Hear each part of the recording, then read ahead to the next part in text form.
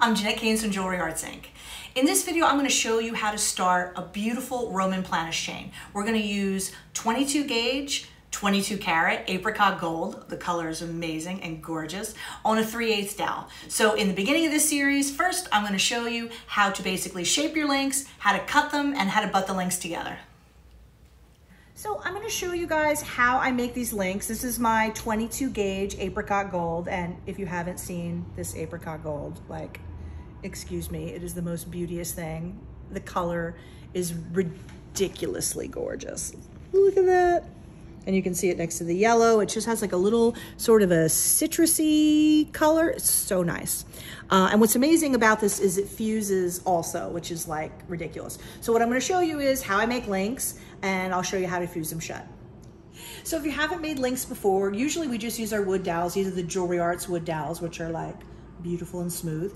And they have a little hole drilled in the end right there for exactly this purpose, because then all you have to do when you make coil is you take the wire, you stick it in maybe about halfway through, just like that, and then you can just, and that way it holds it. And I literally just do this. Normally, like, I'm right-handed, I hold it in my left hand, and then with my right hand, I just spin, because it's very important, if you want the links to be the same size, which we do, you want these to be wrapped really nice and tight around here. If there's little spaces between the links, they won't really be all the same size, which, you know, maybe isn't like the end of the world, but that's not what you're going for. So you want to wrap it on there nice and tight. Normally, I only wrap on here up to maybe about 1 inch long. You know, can you wrap the whole thing? Yes, you can. But when you cut the tab out and slide it off, you can't really hold on to it properly, and it tends to kind of spring apart. And I want a small section that I can, you know, keep my grip on, and I know I'm cutting them and they're all going to be the same. Okay, so I don't need many more, so I'm going to just stop right there. So I take my joist chens, and you notice the whole time I'm doing this, I'm holding on to the wire because it would tend to spring a little bit loose. So then my next step is I just have to cut that little tab off of there. See that right there? You can use wire nippers, or a lot of times I just use the tips of my joist chens. Gotta kind of scooch that in there. Oh, there we go. You see what I mean? Dump that out. And then again, without letting go, I just move my fingers around and scooch it off. And you see how they're still nice and tight together? So basically what that means is all of those links are going to be the exact same size. And when you're weaving chain, basically the more consistent, the better. And so I don't put it down or anything, I just hold it, and I'm gonna just use my joist chens. If these were like very heavy links, you know, you might have to saw them, but for links like this, for a chain, 20 gauge, 22 gauge, 24 gauge, anywhere in there, I just cut it with joist chens, because all I have to do is this. Ta-da! Links, all the same size. So I'll show you how I butt them together in just a minute.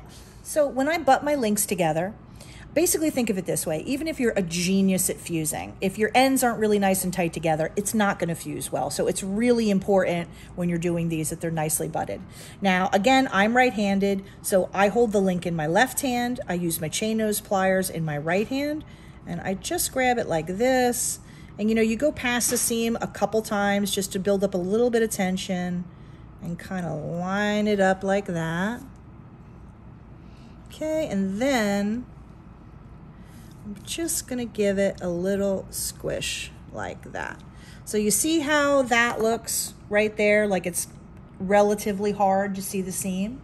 That's what you want. You want it really nicely lined up. If it's very easy to see where the seam is, then it probably needs a little more squishing.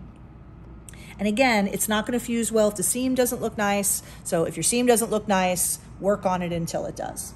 And I'll do 1 or 2 more just so that you can see it.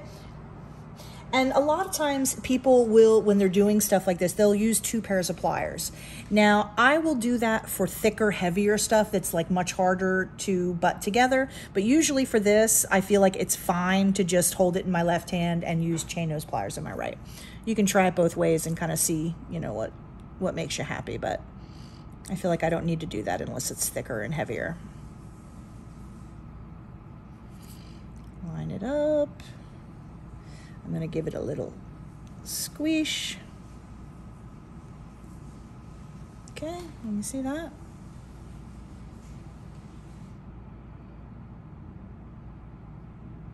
Okay, I'll do one more. Hold it in my left hand. And you notice also that my chain nose pliers are not like this.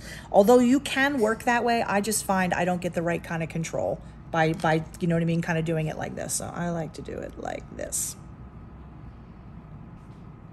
So you go back and forth a couple times, line them up, give them a little squish. And see that popped, it moved just a tiny little bit, so I'm gonna give that another little squeeze to make sure it's totally aligned, which it isn't. And sometimes links will fight back a little bit.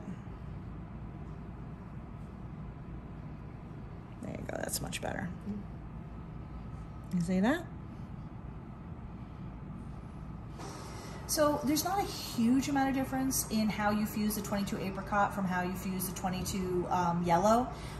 Normally, any of these colored alloys, you want to coat the surface so that it doesn't get enriched. You know how like you heat something up and you pickle it and you get more and more yellow gold at the surface. If you're working in 22, that's totally fine. But in the colored alloys, you don't really want that because you want it to maintain the color of the alloy. So you'd have to like sand it afterward or whatever, which you don't want to do. So normally, anytime you're going to heat this, you're going to coat it using some kind of fire coat. So I'm going to show you basically, that's why I butted them together first. I'm going to dip them in a little bit of fire coat. I'm going to put them on my block and I'll show you how we fuse it.